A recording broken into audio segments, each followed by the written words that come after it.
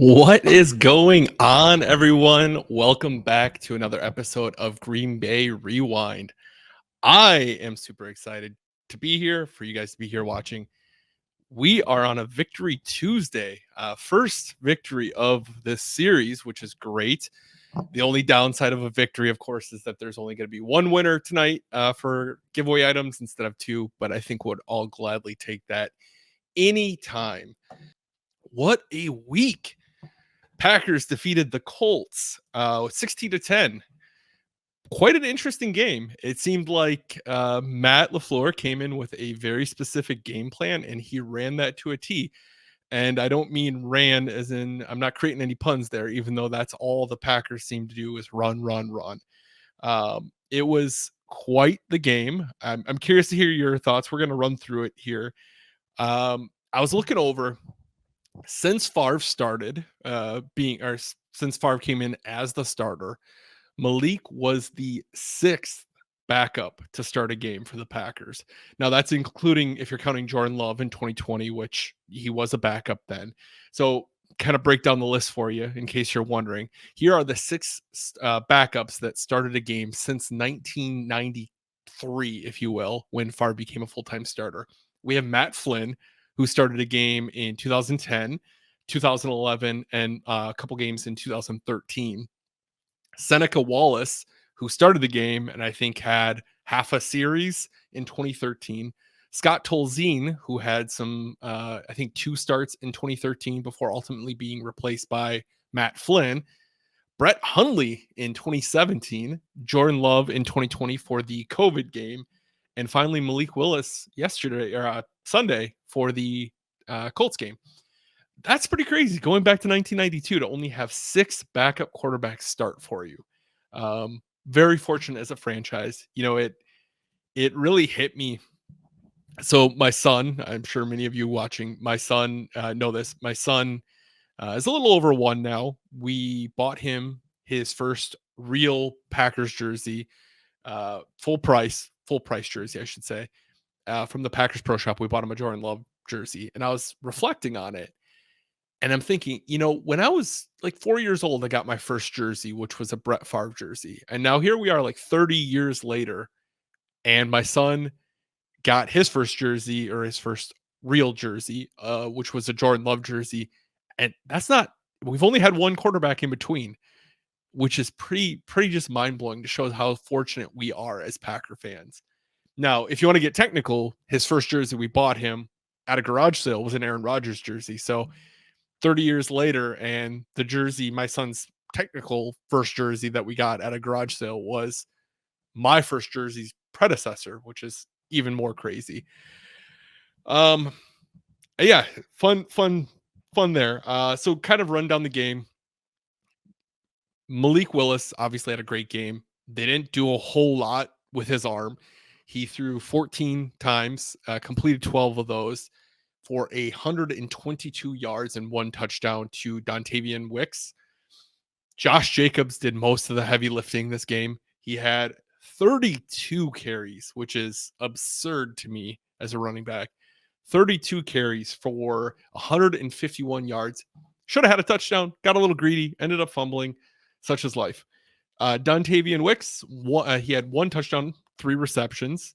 And then we had Romeo Doubs, 3 receptions for 62 yards, including that 39-yard completion where he plucked it off the defender's helmet. Interesting to think that both Romeo and Dontavian had the high receptions for the game at 3 receptions each. Just goes to show the kind of passes they were doing. Now, you know, had Josh not thrown up on the ball, we might have seen another completion or at least an attempt there, but you know, that happens. Let's see what else. Packers had a complete 122 passing yards and 261 rushing yards. I feel like most of that came in the first half too, because the second half, they could not do anything on the ground. The Colts really seemed to stifle them going forward. What did you guys think of the game? Really curious to hear your thoughts on what you saw, what you liked, what you didn't like. We're obviously going to have some question segments coming up later, but I'm always curious to hear what your thoughts are of the game. Let's see here. Just kind of looking through some comments.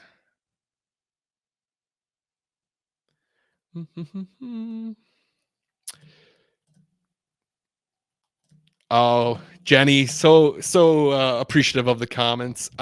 Jenny, I think you were my top fan this past week in Facebook, which does not surprise me. I feel like you're my top fan every single week on Facebook, so I really appreciate you. Thanks for hanging out. Thanks for all you do to spread my content and what I'm posting. I appreciate your positivity, and it's always good to see you. I am old 30 years later. You are not wrong, Mark. Um, see, Chad says, great win with a backup QB that's only been in the building for 2 weeks. Yeah, I mean, really, you couldn't you couldn't hit that nail on the head. I know a lot of people were upset with Matt when we hit that 2 minute mark, and at 2 minutes, we basically just ran out the ball. Or kneeled out the ball, if you will, or I guess ran out the ball. They didn't kneel it. And I understand the frustration. You have 3 timeouts and you're like, hey, we need to be aggressive. We need to put our foot in the throat. But also at the same time, you have a quarterback that hasn't been here. And I feel like you could only do bad things by trying to force a 2 minute drill on a guy that doesn't really know the playbook yet. As much as we'd love to, it's not Madden. You can't just plug and play a quarterback. You need to have them be in the system. You need to have them understand the playbooks and the calls that are coming in. And for you to force something and put this pressure on their shoulders, I don't know. I just think you risk really having something wrong happen that turns the tide the other way. And now maybe the Colts can get points before half and then double up after half. In hindsight, obviously, we can all say it was the right decision. If they lost, I think people would be more upset about it. Either way, I think it was the right decision because of the fact that you're just, you're wagering the risk versus the reward. But it was, if you had told me last week that we'd be sitting here talking about a victory against the Colts, which the Colts have their flaws, right? But I still think they're a pretty strong football team. Jonathan Taylor was great. He really showed that he's a strong runner. There's a reason he makes the money he does. Product of Wisconsin, so of course he's great. But he gave the Packers defense a lot of problems throughout the whole game. There's a lot of times where it felt like he was bottled up and found an opening and just took off, similar to Saquon week 1. So I'm excited that it doesn't seem like the Titans have that much of a threat. I know they have Pollard, which Pollard can cause his own issues, but I don't think he's in that league of Saquon or Jonathan Taylor.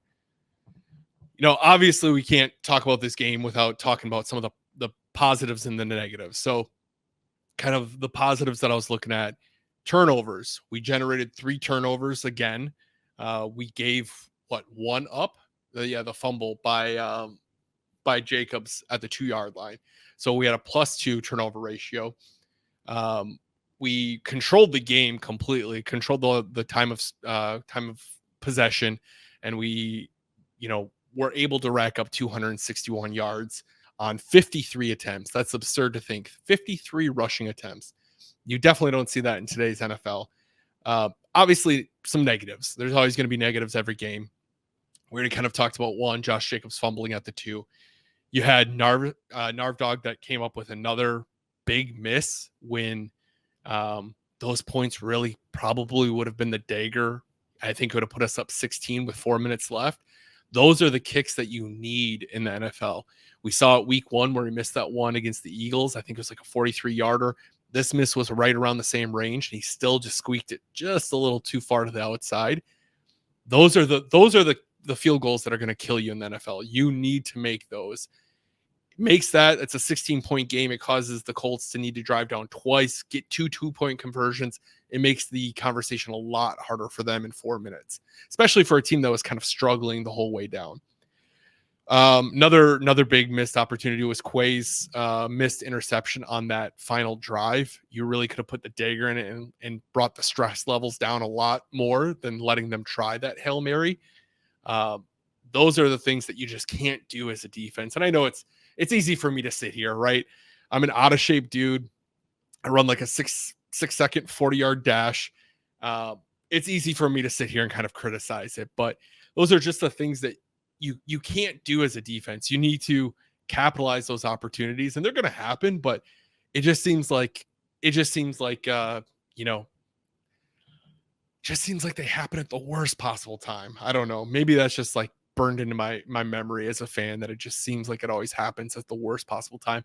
It seems like every time that happens, the other team makes you pay for it. Thankfully, they didn't in this situation, but I don't know. Us Packer fans are just so like so I don't know. We're just so like scorched from the years of that happening, that I feel like anytime that starts to happen, all we can think of is, oh boy, here we go again. It's going to happen again. Um, Now it feels like the playoffs. I feel like it would have definitely happened, but because it's regular season, we got the lucky side of it this time.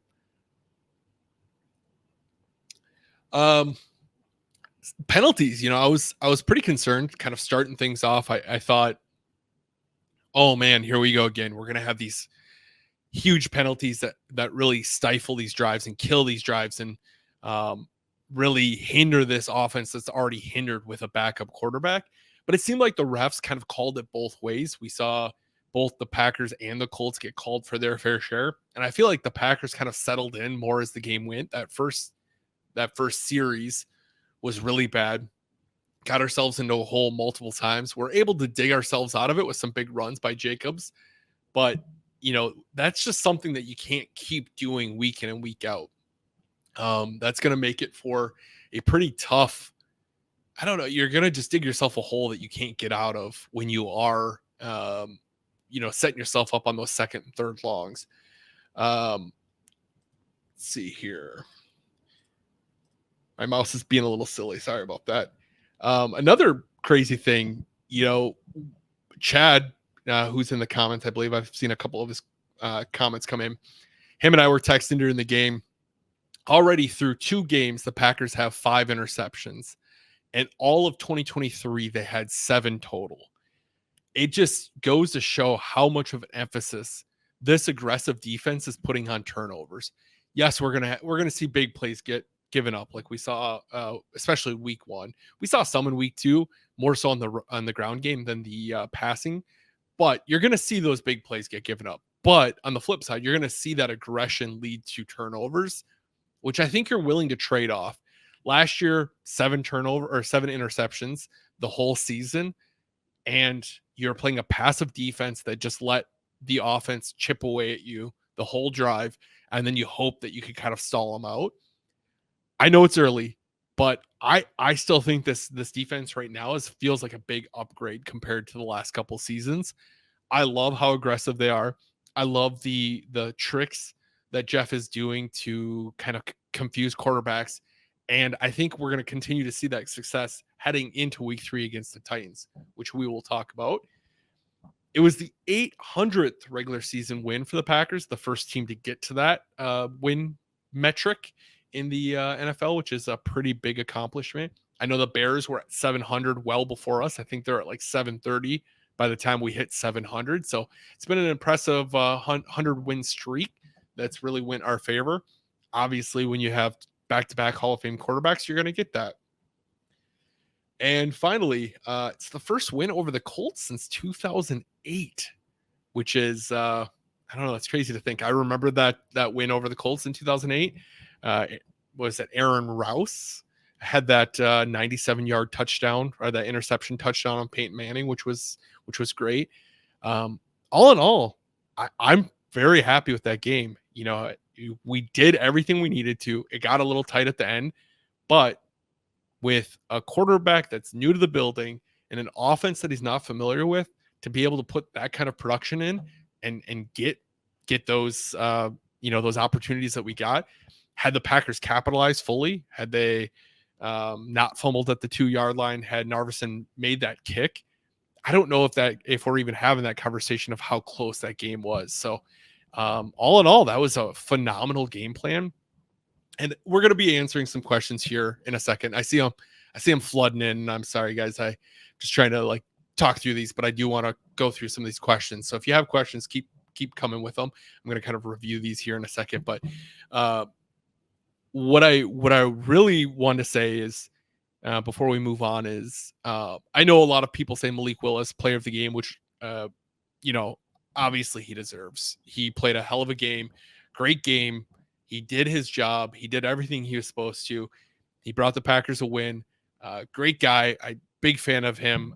Going back to when he was drafted and that clip of him, helping a homeless person with some clothes and giving them some clothes to help them stay warm. High character guy. Big fan of him. I will say on the defensive side of things, I think, now I'm spacing on his name, of course. I think it's Eric Wilson. That's what happens when you're rambling. Yeah, Eric Wilson. I think from a defensive standpoint, he had to be the player of the game in my mind. Very limited snaps, but the snaps he did have, he forced an interception. He also forced that fumble on Jonathan Taylor that the Packers unfortunately weren't able to recover. The Colt player knocked it out of bounds. But for how limited of opportunities he got, man, did he show up for him. 2 big plays. One, we were able to capitalize on with the interception. The other, we didn't get the ball. But to even create those opportunities, massive. And then on the option, or that, I think it's a read option, on that third and, I think they did it on like a 3rd and 1. He sniffed out that read option and blew that play up and made it so they ended up having to kick a field goal rather than extend the drive, which I think is a dumb call by them. But, he made a great play to put him in a position where they had to kick it. So he was, to me, he was a difference maker in that game, and he gets my defensive player of the week for sure. All right. Now that we kind of rambled on here, let's get to great game all around. I can't say enough about how much I enjoyed that. But let's get to some of these burning hot questions. I see they're rolling in, so here we go.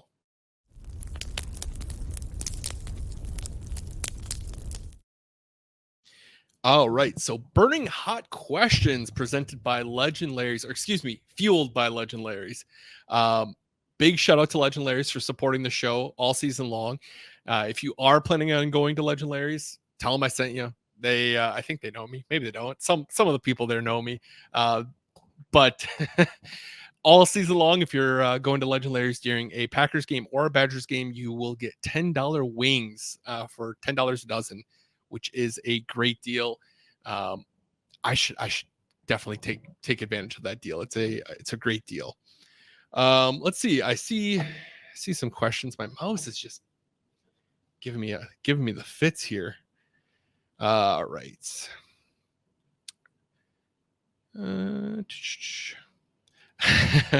Matt says, what do we think of the center puking on the ball? Honestly, Matt or Matthew, I guess I've never asked you if you prefer Matt or Matthew. Matthew, honestly, I think that probably happens more often than we know. I think the only reason it stood out this week was the fact that, the press conference where Matt said, hey, why didn't you throw the ball? And he said, well, I wanted to, but they threw up on the ball.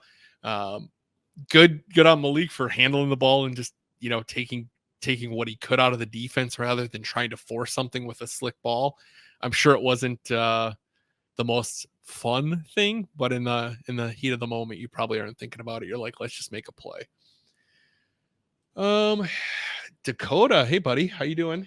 Dakota says, do you want to see Love sit this week, regardless if he is cleared or not, knowing what we have with Malik, and give him that extra week before surprisingly good-looking Vikings team? That is a tough question. The only thing I think about is if Jordan is cleared and he's feeling up to it and everything's feeling good, I don't think you can sit him. This isn't like NBA or baseball where you have so many games and it's such a long journey. The NFL is obviously a long 17 weeks, especially on these players' bodies. I feel like, and I could be misspeaking here, but I feel like if you can't take any game for granted, and every win matters, especially once you're getting into that December stretch where you don't want to be relying on other teams to have to lose and you having to take care of business like last year where we had to win the final game against the Bears to make it. You want to capitalize these wins wherever you can get them. It's an AFC team that we're playing, so it doesn't, factor as much in the like tiebreaker situation. However, getting that win if you can get one, and no Sundays guaranteed, getting that win, if you can get one, is the most crucial thing. I don't know if our game plan would be the same heading into the Colts, or excuse me, the Titans. I don't know if that game plan is going to be the same like they had against the Colts. I'm not really too familiar with where the Titans' run game is because the Colts had a really bad run defense. We talked about that last week. So I think if Jordan's ready, you go, because you want to be as good of a team as you can to get every possible win you can. So that way, come January, you're still playing. But you also don't want to risk it, right? You don't want to send Jordan in and have him, possibly putting himself at harm in re-aggravating it worse than what it was. So I know they'll listen to their doctors. They always do. Packers are generally a little bit more on the cautious side. So I think that they will let him go if he's really ready to go. And I don't think they're going to rush it. Katie says, how was Madden weekend? Thanks for asking, Katie. It was great. We played way too much Madden. Shout out to my wife. She watched and hung out with Mason pretty much all day on Saturday, allowing me to kind of have that time and hang out. So definitely couldn't have done it without her. We went to Legendaries on Friday night, which was our tradition. Played Madden all Friday night, and then played Madden all Saturday. And then I make homemade pizzas to kind of cap off the weekend. And usually by Saturday night, we're all kind of ready to be done playing. I don't know if it's our age or what, but at this point, I feel like we're getting to that age where by the end of the weekend, I'm burnt out on playing Xbox. I feel like I should be doing something else.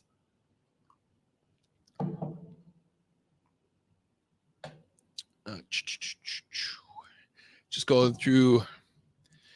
Tom says, how concerned are you with Quay Walker, his play through 2 games? Yeah, I don't know if I'm concerned.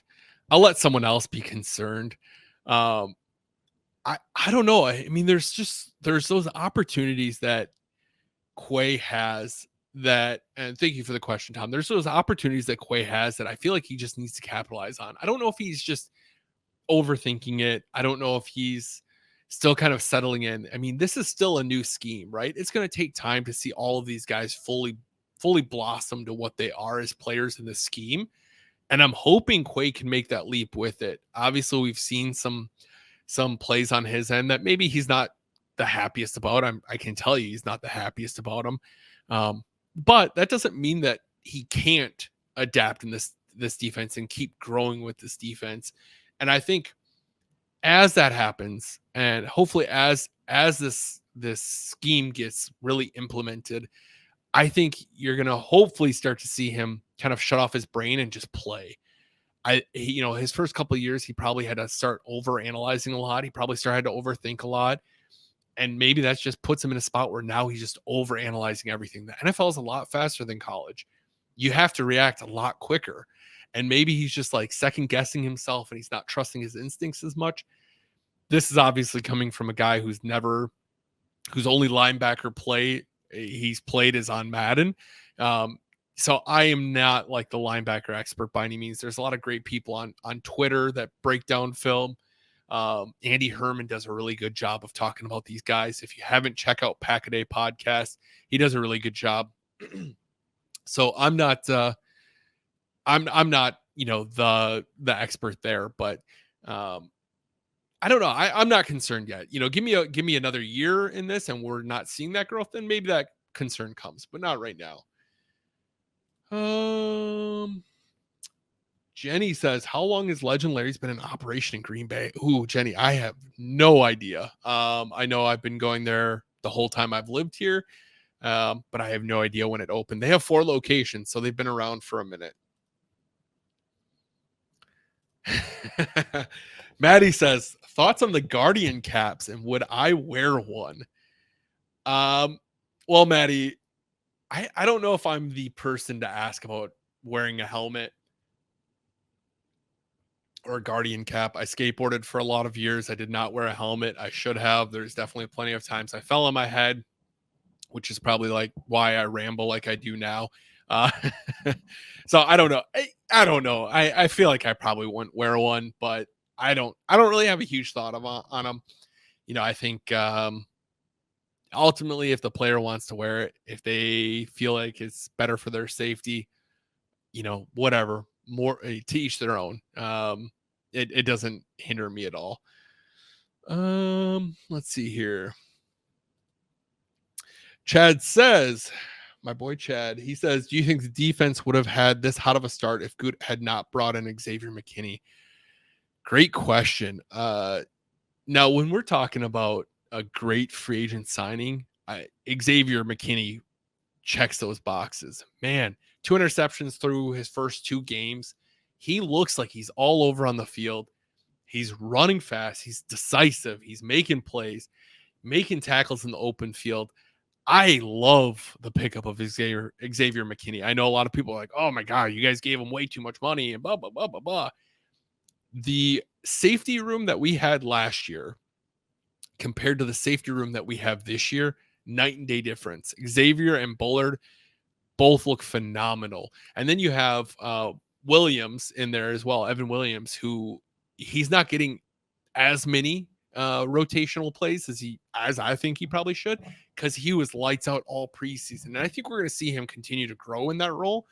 But man, we went from like that being our weakest position to probably one of our strengths now on defense. It just looks like I feel so much better going into each week with those defensive backs, in our safety secondary. Great question, Chad. Frankie, good to see you, man. So Frankie and I used to go to Legend Larry's every single Monday. And then, I hate Frankie because he decided to move away and now we don't go to Legend Larry's together anymore. So if anyone wants to take his spot and go to Legend Larry's every Monday, because Frankie's not cool. I didn't even read your question, Frankie. What's your favorite memory at Lambeau Field? Oh man, I don't know how you can say like one favorite memory at Lambeau Field. I've been fortunate to see so many great memories at Lambeau Field. When I think back over the years of going to Lambeau Field, I mean, 2010, I went to the final home game. I went to a lot of games in 2010. I think I went to 7 games total. Not all at Lambeau. I went to the Minnesota game as well. But I went to the final game against the Bears, winning. You're in the playoffs. And when Nick Collins had that game-stealing interception, the way the crowd erupted and how electric that whole game was, and walking out and everyone's just going nuts because you just beat the tough Bears team, the 2 seed, I believe. Yeah, the 2 seed of that season. You beat this tough Bears team to get into the postseason, and you feel like you're, maybe something special is going to happen. It feels like this team's kind of clicking. They're putting together wins. And then knowing what happens after the fact of you run the table, you go to Philly and you beat the Eagles and you absolutely torch the Falcons. You head into Chicago and you beat the Bears in their own stadium to go to the Super Bowl, and then you win the Super Bowl. Those are memories that I'll never forget. The fact that I was at that Bears game and kind of that feeling of being there. I've also been fortunate to see a lot of really fun games. I've seen a couple pretty bad ones that I wish I didn't have that memory of, but my now wife at the time, her and I don't even know. I think we're dating. Maybe we weren't even dating officially, but we were just kind of starting to see each other. And we went to a game, and it was a playoff game against the Giants. So we had to have been dating. So we're newly dating. It was a playoff game against the Giants. The 2016, maybe the playoff game was early 2017. I would guess it was, but against the Giants, where the Hail Mary to Randall Cobb. So that's a pretty special one because it was my wife and I's first game, plus a pretty memorable one as a fan. So thanks for that question, Frankie. Still hate you though. Let's see here.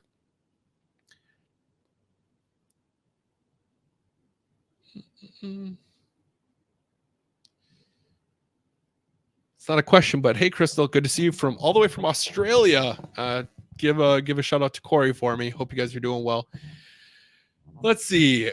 Carl says, do you think Bullard might supplying Nixon in the slot? I feel like Bullard just seems like a playmaker. And I don't know if he's like taking over Nixon's role in that slot, but it feels like Bullard's definitely taking advantage of the opportunities he's getting. He's a big hitter. We saw him lay the big hit on AJ Brown. I think it was during a block when AJ was trying to do it. He seems like he's all over the field. He's making a lot of great plays. Really, really a nice addition to that secondary and a perfect pairing with Xavier. Great question. Let's see. Any other questions? Otherwise, we can kind of keep wrapping up. Casey, good to see you, Casey. Been talking to you all day. Do you think do you still feel? See, that's why you should probably wear a Guardian cap and a helmet, because I have the second grade reading comprehension here. Do you still feel it's pretty open for anyone to be wide receiver one? Dobbs has had a nice catch last game and Reed game one. Yeah, I feel like the nice part about our receiving core, thanks for the question, Casey. The nice part about our receiving core is there is no definitive number one guy. You're going to have Reed. I feel like Reed's going to be like the all-around weapon, right? You have Reed is the guy that's just going to make plays every game. Even if I was in at quarterback, I feel like Reed would make some plays with me being behind the center. So I think he's kind of like that Swiss Army knife. Those end arounds can really open things up. Short passes, he just does it. You're going to have guys like Dobbs that has big games. We saw his big catch off the helmet of the Colts player. Wicks is going to have some big games. We saw him have the touchdown this week. You're going to see, Christian's going to have some big games. Every receiver is going to have their moments that everyone's going to be like, oh, wait, maybe this is the number one guy. Maybe this is the number one guy, which I think is such a blessing to have as a team. For a long time, we always had like that clear cut number one, right? We had Donald for a long time. We had Greg for a long time, then Jordy, and then we had Devontae. And while it's great to have a number one guy, I look back at like that 2011 team where, yeah, you kind of had a number one guy, but everyone felt like a number one guy or could have been a number one guy. And that made it so much more dangerous for that offense. Look back at that team. You had Finley, you had Cobb, you had Jennings, Driver, Jordy, and all of these guys that could they could have big games at any moment. And it made it so hard on the defense. And I think we're kind of seeing that now, which is such a great problem to have. Great question, Casey. My mouse, I thought maybe it's because I didn't have a mouse pad, but it's still not. I don't know. Something's broken here. All right. Last question here, and then we'll kind of get to the giveaway here, which if you haven't, I'm pasting that link again. Make sure you fill out the form if you want a potential chance to win an item here. So last item from Josh, or last question from Josh. Who is the biggest surprise so far this year? Who is the biggest surprise? I mean, I don't know if I should be surprised, but Josh Jacobs has looked great. I know it was a slow start week one, but the burst that he gives through the line, there's so many runs where I'm like, oh, this play's not going anywhere. And then somehow he makes this cut and he's outside, the pile, and he's upfield 15 yards, 20 yards. Yes, we saw the fumble. And that was another thing I was going to talk about here. So before I start kind of going into the giveaway, I want to talk about that too. But yes, we saw the fumble. But Josh Jacobs just seems to be such an explosive back. And obviously I love Aaron Jones. And I wish it could be Aaron Jones and Jacobs in this backfield, because I think that'd be such a crazy backfield to have. But man, it's been fun having him so far. And I know people are like, oh, should we be concerned about his fumbling? His fumbling. He's had 2 fumbles now in 2 games. One we recovered, the other we lost this past week. But throughout his career, I don't know if I wrote it in here. I think I have it in here. Maybe not, of course. Why would I? but I feel like I think he's only had like 11 fumbles his whole career in like 6 seasons or something like that. That's not a set number. I can't remember exactly what it was. I thought I had it in my notes, but why would I, right? So I'm not super concerned about it. I think it's more of a coincidence that it was a back-to-back week where he had fumbles. I don't think it'll be like a long-term thing. Now, hopefully I don't jinx it, but I just feel like it's not. So that's kind of mine on the offense. Defensively, I'd say Xavier. I didn't anticipate Xavier to come in and make such a statement right away. I knew he was a bit, big signing, best safety in that free agency by far, but I didn't expect it to be such an immediate impact and such a noticeable impact on that defense. Maybe it just shows how bad our safety play's been as of late. I don't know.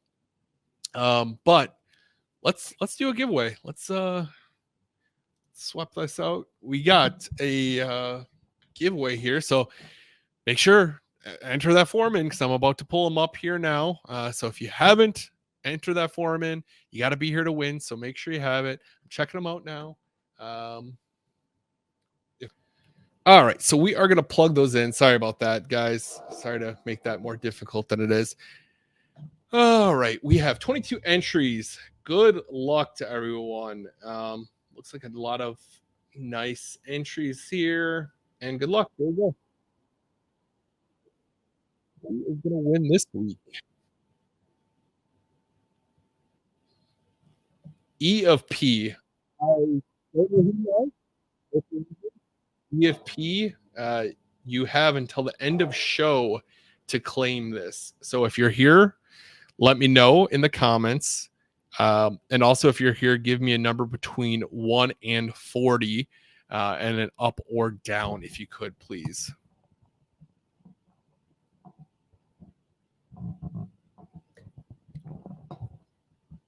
I think I see a comment from EFP, but I think that's the right one.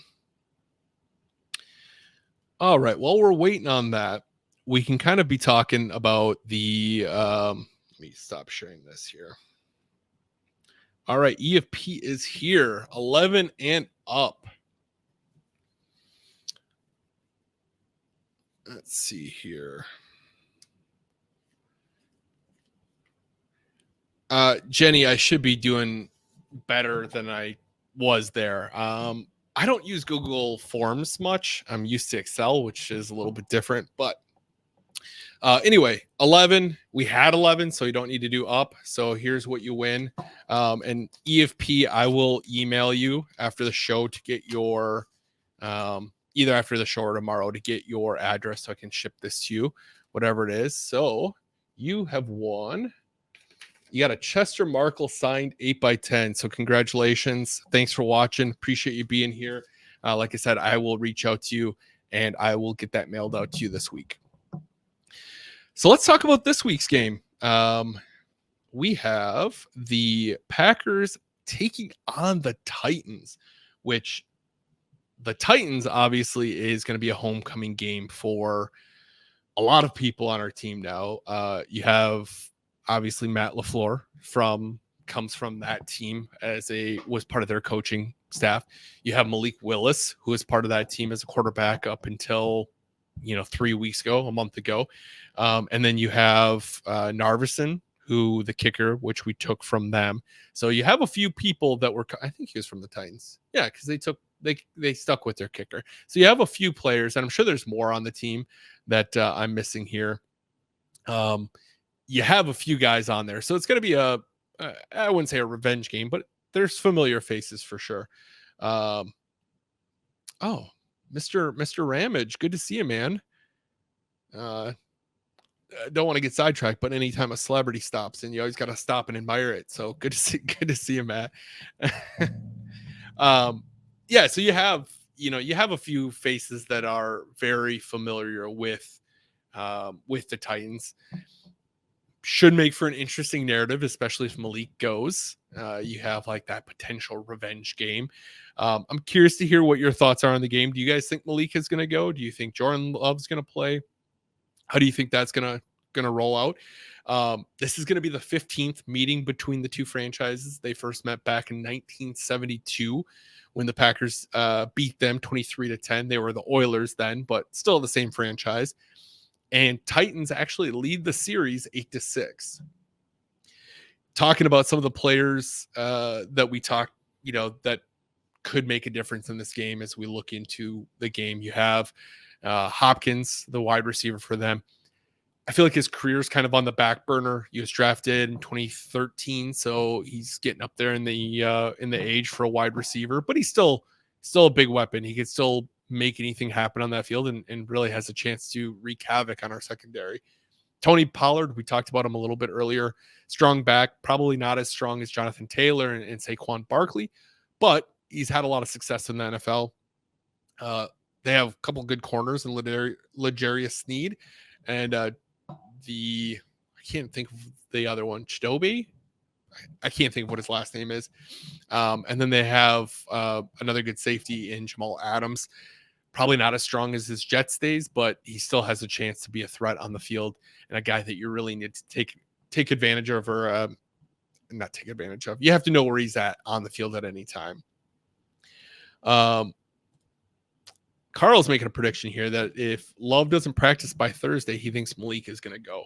So there's reports last week by Domofsky that Love was close to going last week, and that it wasn't a smoke and mirror show, that he was close to playing, which makes me think that he's probably going to play this week.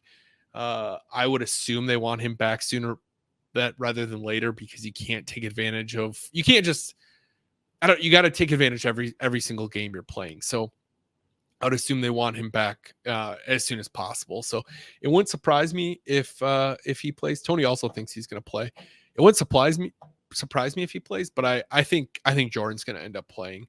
But we'll see. We will see. Joe says Spears is more of a worry than Pollard. Yeah, I mean, anytime you can have two good backs that are going to be there, I think that's going to, you're going to be able to feed off of it, but I think both are going to be, both are tough to play against. So good addition there. The really, I think the defining point of that game, or the player it all hinges on, is going to be Will Levis. I watched his first week against the Bears. I didn't watch last week, but I know they lost last week as well. But if he is pressured, it seems like he makes some of the most boneheaded mistakes that I've seen a quarterback make. Against the Bears, you saw this weird underhand pitch to the sideline that resulted in a pick six. You saw, it's almost like he just, understandably so, you have people barreling down at you. You don't want to get hit all game. But it just seems like he just shuts off his brain and just tries to get rid of the ball and tries to make this miraculous play that the defense seems to capitalize on. We saw it last week in their loss that he kind of looked lost as well. I don't know what his stat line. Yes, he did have a similar play this week, Joe.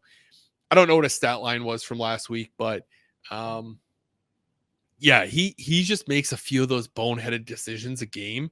Even in his game against the Bears, he had a few that he hucked up there. One was a touchdown that I thought was going to be an interception. I have no idea how it wasn't an interception.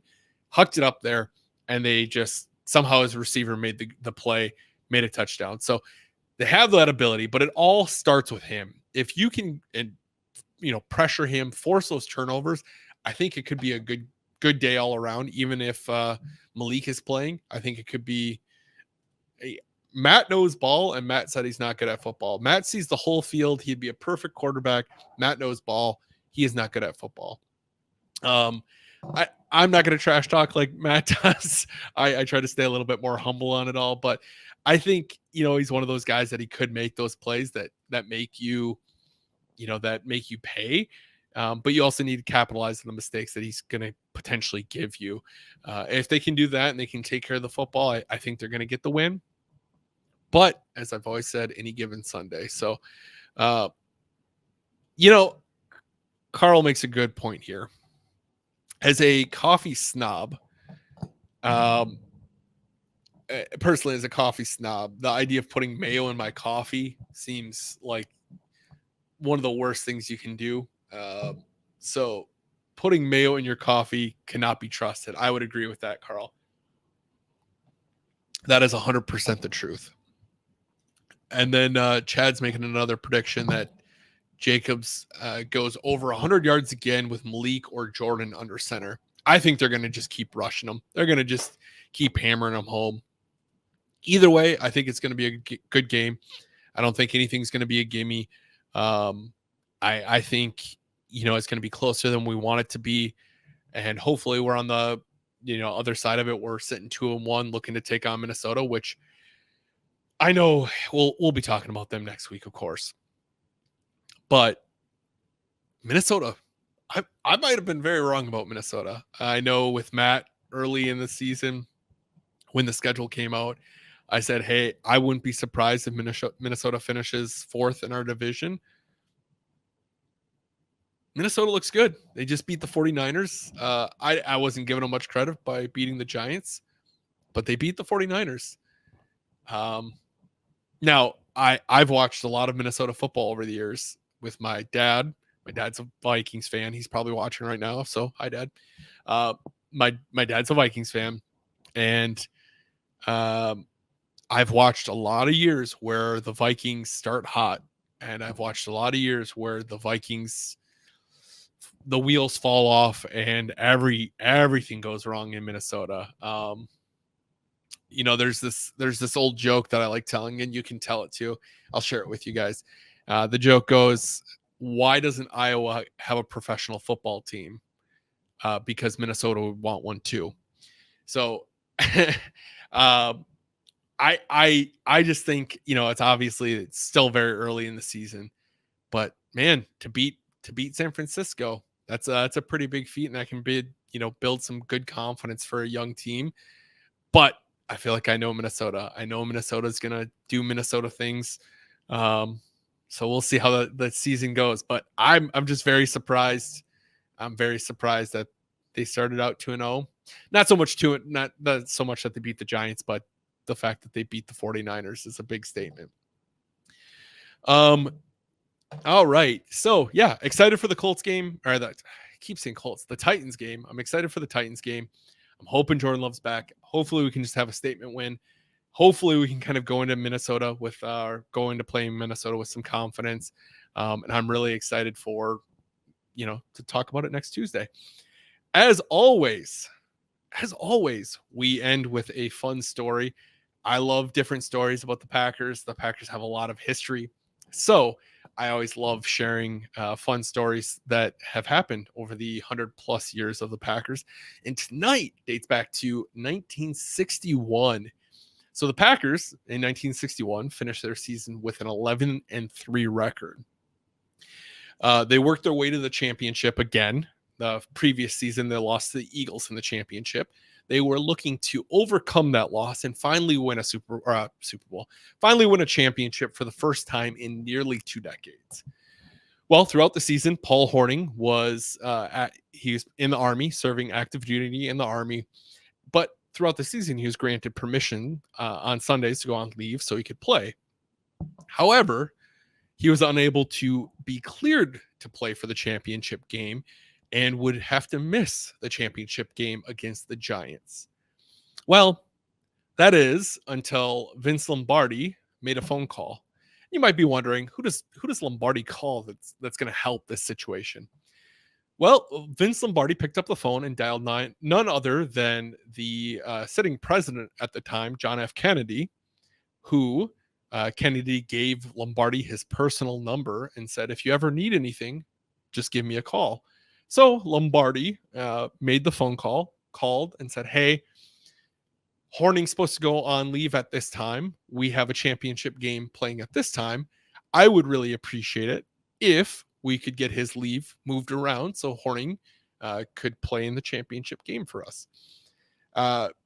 John picked up the phone, called the naval base. I don't know if it's called the naval base when you're in the Army, called the Army base that Hornung was at, and spoke to one of the soldiers and said, hey, this is John F. Kennedy. We need to release Paul Hornung for this date. the recruiter, the soldier, was like, "There's no chance this is John F. Kennedy." Well, it turns out it was. They ended up releasing Paul Hornung so he could play in the 1961 championship game. And John Kennedy actually had this quote to say afterwards: "Paul Hornung isn't going to win the war on Sunday, but the football fans of this country deserve the two best teams on the field that day." Which I think is just great. Like, Paul Hornung himself is not going to win the war. So not on Sunday anyway, maybe on Monday. Well, football fans did get to witness the Packers dominate the Giants 37-0 in their first championship win in 17 years. Hornung scored one touchdown, kicked 3 field goals, and 4 extra points in that game. So super clutch moment by John F. Kennedy to make sure Paul Hornung was available and ready to play in the 1961 championship. I'm sure a lot of you have heard that story. It's a great story. It's a fun story. It's just, I still think it's very surreal that a NFL coach who at that point was only 2-3 years in he started with the Packers 1959, so he's 2 seasons in, and he's calling a president about getting a player released. Just goes to show the influence that Lombardi had for the Packers, or for the, I guess, across the NFL and across America. So that was one I just had to share, but I'm looking forward to sharing more stories with you as the season goes on. Another episode in the books. I want to say thank you, each and every one of you, for hanging out, talking with me. Sorry I'm not able to get to all the questions that I'd like to. I appreciate you guys just hanging out with me, listening to what I have to say and my opinions, my thoughts. And then I will reach out to you. I already forgot the EFP. I'll reach out to you, like I said, about getting that prize out to you. So thank you guys for watching. I look forward to seeing you guys next week, next Tuesday, 7:30 p.m., same time, same place. If you're watching me on Facebook or YouTube, you can catch me there. And until next week, go Pack, go. Let's bring home a win against the Titans. So thanks for watching. We'll see you next week.